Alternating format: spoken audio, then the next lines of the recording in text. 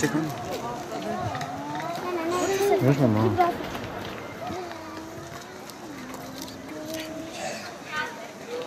Hoca geldi. Kavramların arkasında bulunan ağabeylerin, erkeklerin bulunduğu bölüme geçsin bir zahmet.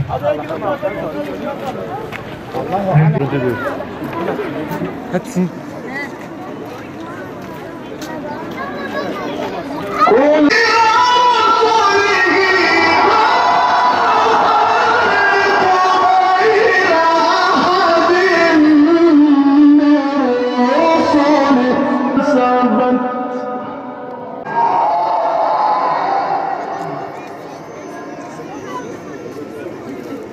Tarafa geçelim.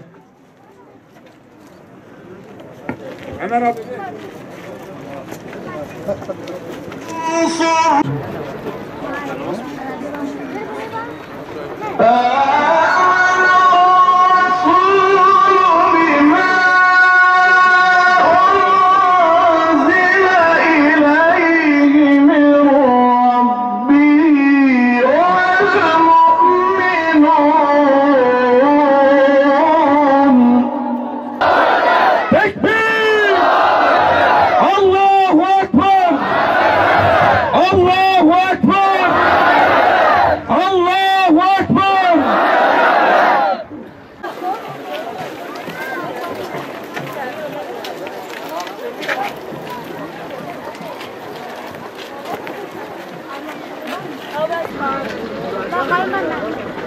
Sen çekeceksin, tamam mı?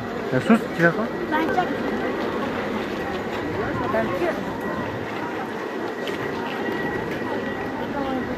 İzzetli, şerefli evlatları, ne yakışmış da şehadet elbisesi, kaybetmedik bizler, kazandık sizi. Karşısında dikildiniz zalimlerin, haddi aşan kafir ve hainlerin. فعززنا بثالثها فقالوا إنا إليكم مرسلون قالوا ما أنتم إلا بشر مثلنا وما أنزل الرحمن من شيء إن أنتم إلا تكذبون. Gençlerin ifsat edilme çabalarına karşı da neslimizin ilim, ahlak ve edeple ihya edilmesi amacıyla şehitlik ilçemizde kuruldu. Ve kurulduğu günden itibaren temel amacından hiçbir zaman sapmadan kutlu yürüyüşünü sürdürdü. Kendini Müslüman halkına adayan bu hizmet kervanının kutlu seferinde kimi zaman kervan ehlinde değişmeler olsa da hamdolsun hizmetinde bir aksama yaşanmadı. Ve bu hizmet kervanının bayrağını devralan kardeşlerimizden biri de şehit Aytaç Baran hocamız oldu.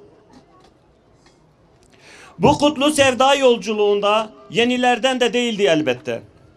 Geçmişte uğruna nice gençlerin işkencelerden geçirildiği, nicesinin zindanları mesken tuttuğu, ideal olan Kur'an dersi hizmetinde isimsiz kahramanlardan, mescit güllerindendi kendisi.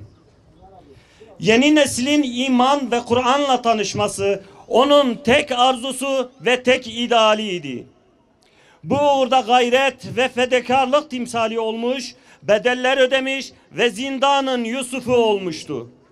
Sonrasında da Davudi sesliyle gençlerin yüreklerini okşamış ve farklı İslami sivil toplum kuruluşlarında hizmet ve gayretlerini sürdürmüştü. Sevdasına ve aşkına kavuşma yolunda dahil olduğu son hizmet halkası oldu. Her zaman ve her yerde olduğu gibi burada da o güzel ahlakı ve tebessümle nişanlı siması gençlerin biricik hocası kıldı onu. Batıl ve gayri İslami zihniyetlerce yem yapılan ve hain emellere alet edilen gençleri hakka ulaştırmak tek sevdası oldu. Kendi hayatından, aile ve çocuklarından feragat etti. Onu da o gençlere kalkan olma amacıyla sürdürdüğü hizmet ve tehditlere karşı gösterdiği cesaret onu da gençlerin sevdası kıldı. Bu karşılıklı sevda birlikte bir iman halkasına, bir hizmet kervanına ve de zalim ve zorbalara karşı çelikten bir yürek kalkanına dönüştü. Kendi hain emellerine alet etmek istedikleri yavrularımızı ve gençlerimizi iman ve İslam halkasında görmek onları çileden çıkarıyordu. Aslında bu garip değildi. Zira tarih boyunca batıl zihniyetler İslam davasını insanlığa ulaştırmayı hedefleyen hak ehline hep düşman olmuş, onları katletmişlerdi. Hak ehlinin ahlakı, dürüstlüğü, yardımseverliği ve halkı için fedakarlığı onların umurunda değildi. Onların tek bir hedefi vardı. O da kendi batıl emellerine engel gördükleri hak ehli Müslümanları ortadan kaldırmaktı. Ancak tarihten ders almayacak kadar kıt olan akılları bu kez de işlemedi ve hakkın çelik duvarına tosladı. Tekbir! Tekbir! Tekbir! Evet, bu nadide çiçeklerimizin ayrılıkları bizleri hüzünlendiriyor. Geride kalan yıllar özlem ve hasretimizden bir şey eksiltmiyor. Ama iman ediyoruz ki onlar Rabbimizin ikram ve lütufları ile sevinç içerisindedir. Ve geride kalan kardeşleri de onların yolunda izzet ve cesaretle yürümektedir.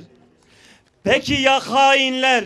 İşte onlara düşen pay sadece ama sadece ebedi sefalet ve zelil olmaktır. Zalimler için yaşasın cehennem! Zalimler için yaşasın cehennem! Zalimler için yaşasın cehennem! Zalimler için yaşasın cehennem! Ya Rabbi, senin yolunda feda olan azizlerimizin yolunda durmadan yürümeyi, onların iman ve gayretlerine sahip olmayı ve akıbeti şehadetle taçlandırmayı bizlere de nasip et. Yeryüzünün tüm zalimlerini kahret, onları zelil ve perişan et ve zalimler için yaşasın cehennem. Tekbir! Tekbir! Tekbir! Neler sarsa her yanın, zulümat otağını dağıtsın kanın. Şehitlerin katına yükseldi şanın.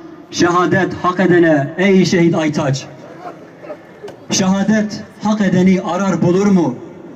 Yasin şehit olur, Aytaç durur mu? Hain, kindar zalimi silah korur mu? Şehadet hak edene ey şehit Aytaç. Ardından binler yiğit şehadet ister. Gözler kıvılcım çakar, yolun izler. Aytaç misali özleriz bizler. Şehadet hak edene ey şehit Aytaç. Şehit Aytaç yolumuzdur. Şehit Aytaç yolumuzdur. Şehit Aytaç yolumuzdur. Şehit Aytaç yolumuzdur. Değerli şehidimiz, azizimiz, kardeşimiz Aytaç Hoca küçüklüğünden beri kendisini İslam'a adamış. Birer kahraman, yiğit ve mücahit bir kardeşimizdi. Gerçekten onun tek gayesi Allah'a güzel bir şekilde kulluk etmek ve Allah'a güzel bir şekilde kulluk edecek bir nesil yetiştirmekti. Ne cezaevi, ne zindan, ne işkence, ne tehdit ve korkutmalar bu değerli kardeşimizi, şehidimizi davasından alıkoymadı. Kendisi fenafi cemaat, fenafi ihvan derecesinde değerli bir azizimiz, kardeşimizdi. Onun bütün hayali oturup kalkması, çevresindeki gençleri nasıl İslam'a kazandırır, onlara Kur'an'ı nasıl öğretir, onlara İslam'ı nasıl götürürdü. Bütün derdi ve gayesi buydu. Sonsuz bir derecede cemaatine itaat eden, seydalarına itaat eden, seydalarını, abilerini seven bir kardeşimizdi. Onun bütün derdi temiz bir alınla, ak bir alınla Allah Celle Celaluhu'nun huzuruna şehadetle gitmekti. Şehit olmak için içten yalvara yalvara yakararak Rabbi Zülcelal'a dua ederdi ve şehit gibi yaşardı. Şehit gibi, şahit gibi yaşadığı için Allah Celle Celaluhu bu kardeşimize de şehitliği nasip etti. Yetiştirdiği öğrencilerine şehitliği nasip etti. İnşallah bizler de onun gibi, bu değerli azizimiz, şehidimiz gibi temiz bir alınla, temiz bir yüzle, şehadetle kanımızı dökerek Rabbimizin huzuruna çıkarız. Bizim de temennimiz ve duamız budur. Değerli kardeşlerim, dedik ya, rahmet iklimindeyiz. Nefsimizi hesaba çekme iklimindeyiz. Kendimizi kontrol etme iklimindeyiz. Ramazan iklimindeyiz. Şeytanların bağlandığı, cehennem kapılarının kapandığı ve cennet kapılarının açıldığı, Allah Celle Celaluhu'nun rahmetinin bütün kainatı gark ettiği bir aydayız. Değerli kardeşler, bizim boşa ayıracak, boşa geçirecek hiçbir vaktimiz ve zamanımız yoktur. Çünkü bizim önümüzde çok önemli ve tehlikeli 5 büyük düşmanımız durmaktadır. Bu 5 büyük düşman bizim karşımızda durduğu müddetçe bizim boş geçirecek bir zamanımız yok. Bizler bu 5 büyük düşmana karşı tıpkı şehidimiz, azizimiz Aytaç Hoca gibi eğer Allah'a sığınarak, şahit gibi yaşayarak dünyada yaşantımızı devam ettirmezsek, inanın bu 5 büyük düşman hem dünyamızın helak olmasına hem de ahiretimizin heba olmasına sebep verecek. Bu 5 büyük düşmandan birincisi, Efendimiz Aleyhisselatü Vesselam'ın hadis-i şerifinde belirttiği, diyor, müminin 5 büyük düşmanı vardır. Birincisi onunla savaşan kafir. Bizler Hazreti Adem'den ta bugüne kadar ve bugünden kıyamet gününe kadar Allah Celle Celaluhu'na kulluk ettiğimiz müddetçe, ondan başka ilahları kabul etmediğimiz müddetçe, ibadet edilmeye layık yegane ma'budu bil hak Allah Celle Celaluhu'nu kabul ettiğimiz müddetçe, yeryüzünde ilahlık taslayanlar, istikbar edenler, Allah'a küfür edenler, Allah'ı inkar edenler, onlara inanmadığımız için, onlara kulluk etmediğimiz için bizimle sürekli savaşacak, bizi kendisine kulluk yapmaya zorlayacaklardır. Bizler kıyamet gününe kadar küfürle olan mücadelemiz, küfürle olan savaşımız devam edecektir. Fakat küfürle olan savaşta eğer zühd elbisesine bürünmezsek, takva elbisesine bürünmezsek, şehadet aşkı ve arzusu elbisesine bürünmezsek, dünya sevgisini kalbimizden çıkarmazsak, bu kuvvetli düşmana karşı kesinlikle galip olma şansımız yoktur. Çünkü düşmanın, hani Hazreti Ömer radıyallahu anh orduyu sefere gönderdiği zaman Efendimiz Aleyhisselatü Vesselam'ın sünneti üzere orduyu Medine'nin dışına kadar çıkarır, onlara şu nasihatı ederdi: Allah'tan korkmayı size tavsiye ediyorum. Allah'ın kalesine sığınmayı size tavsiye ediyorum. Şunu iyi bilin ki düşmanın hem sayısı sizden fazladır, hem silahı sizden fazladır, hem kabiliyeti, manevrası sizden fazladır. Sizi düşmana galip getiren Allah korkusudur. Allah'a olan sevginiz, Allah'a olan muhabbetinizdir. Bizimle savaşan kafirlere karşı biz de ancak Allah korkusuyla, dünya sevgisinin kalbimizden çıkmasıyla ve şehadet aşkıyla onlara karşı galip gelebiliriz. Değerli kardeşlerim, bir diğer düşman, diyor, onu yolundan saptırmaya çalışan şeytan. Şeytan babamızın düşmanı olduğu gibi, ki ayet-i kerimede Allah Celle Celaluhu, şeytan babanızın düşmanıdır, siz de onu düşman ittihaz edin, onu düşman kabul edin. Allah Celle Celaluhu şeytanın hilesinin çok zayıf olduğunu bizlere söylüyor. İhlaslı kullar üzerinde hiçbir tesirinin ve etkisinin olmayacağını bizlere ayet-i kerimede buyuruyor. Şeytan Allah Celle Celaluhu'na karşı diyor ki, andolsun sana gelen her yolun başında oturacağım. İnsanlara sağlarından ve sollarından, ön ve arkalarından vesvese vereceğim. Pek azını şükredici bulacaksın. Allah-u Azimuşşan da İzzetime yemin olsun ki ben de seni ve sana tabi olan herkesi cehennemle dolduracağım.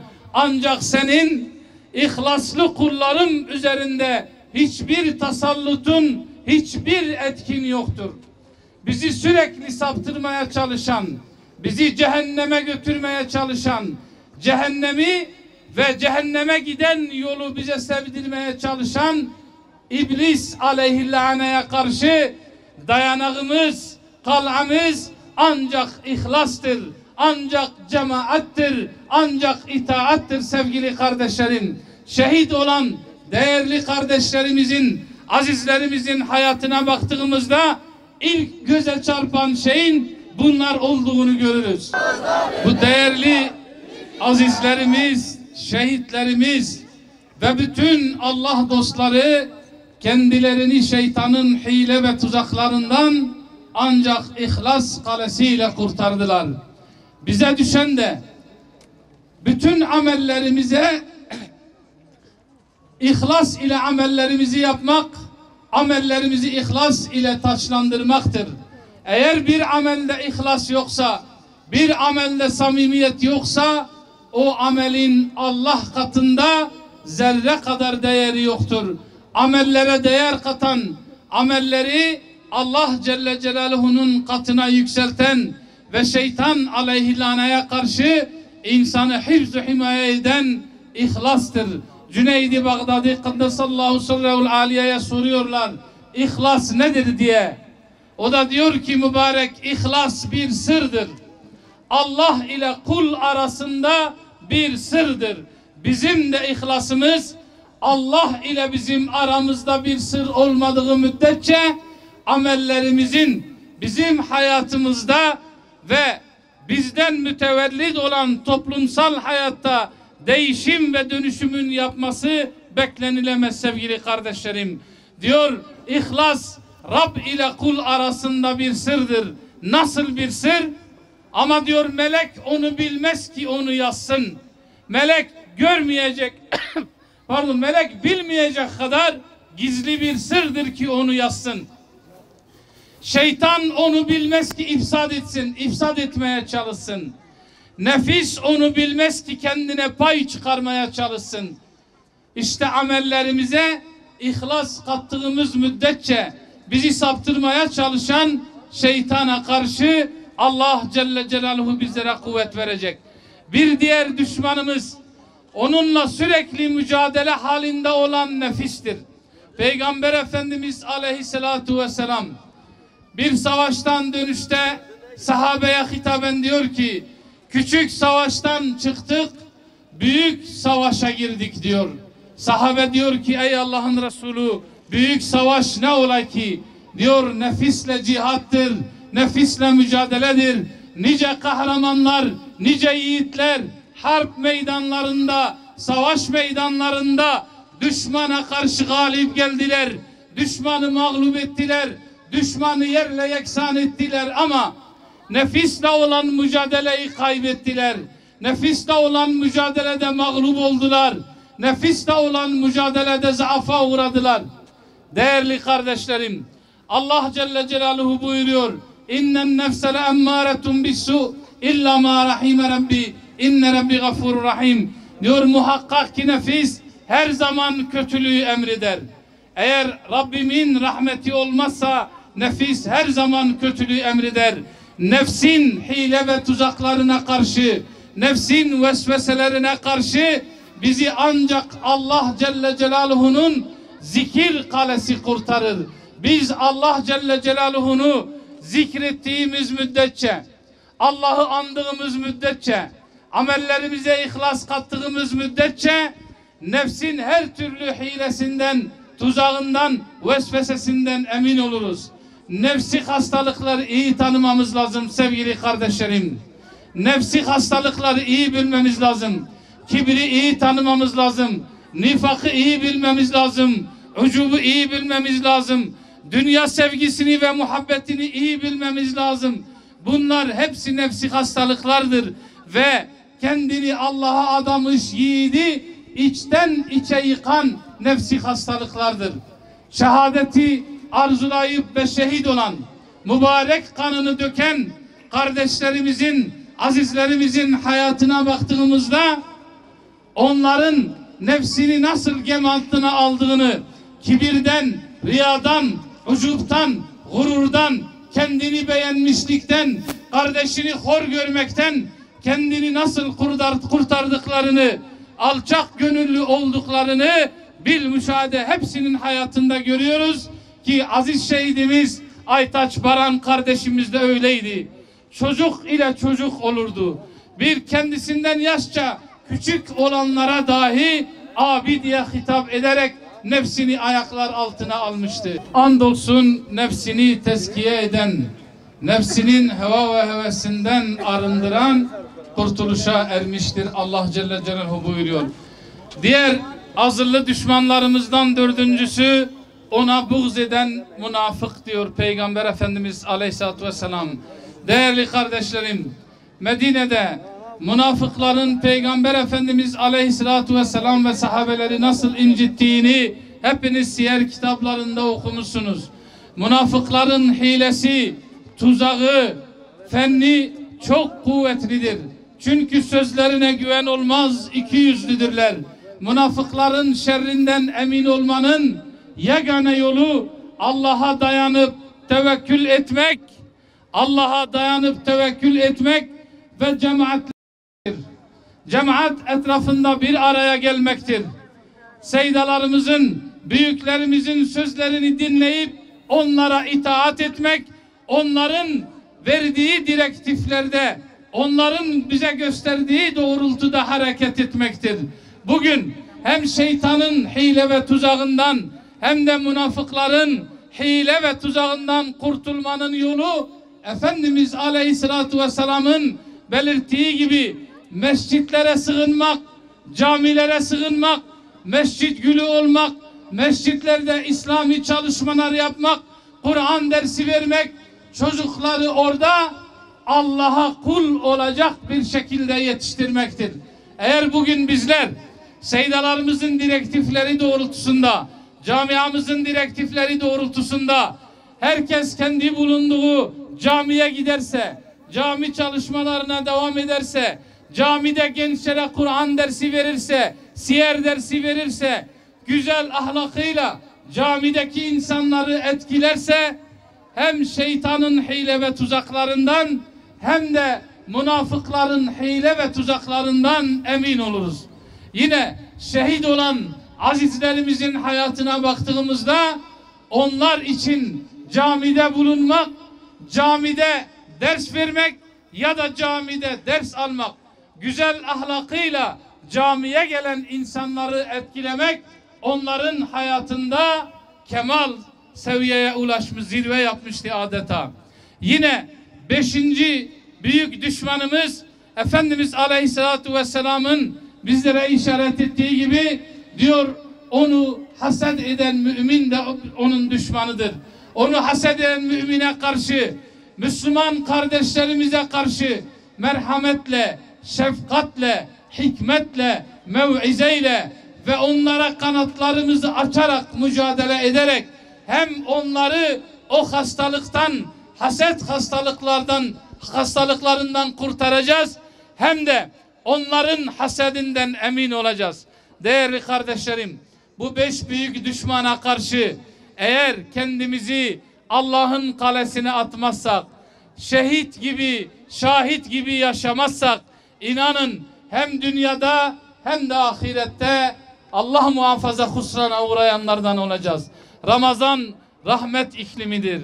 Bu bizim için yeni bir sayfadır ki Allah Celle Celaluhu bu ayda hiç olmadığı kadar kullarına merhamet eder. Kullarını affeder. Biz de bu ayda gelin hep beraber oruçlu ağızla Rabbimize Celle Celaluhu'na yalvaralım, yakaralım, ondan af ve mağfiret dileyelim. Kendimize yeni bir sayfa açalım. Sen bu fitne ateşini söndür ya Rabbi. Sen bu fitne ateşini söndür ya Rabbi. İlahi ya Rabbi. Şehitlerimize merhamet eyle. Onların makamını âli ve yüce eyle. La ilahe illallah. La ilahe illallah. Muhammed Habibullah. Muhammed Habibullah. La ilahe illallah. La ilahe illallah. Muhammed Nebiyullah. Muhammed Nebiyullah. Khuda khuda ey khuda. Khuda khuda ey khuda. Ercacı bu itafada. Ercacı bu itafada. Khuda khuda ey khuda. Ercacı bu itafada. Ercacı bu itafada. Khuda khuda ey khuda. Khuda khuda ey khuda. Ercacı bu itafada. Ercacı bu itafada. Tekbir. Tekbir. Gel buraya, sen buraya gel, yanıma gel.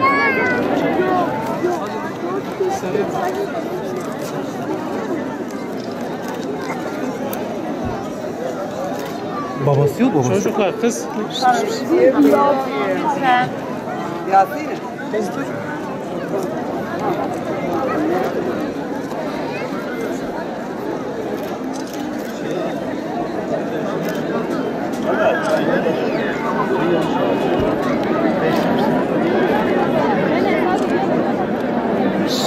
Sen durmuyorsun ha, rahat dur.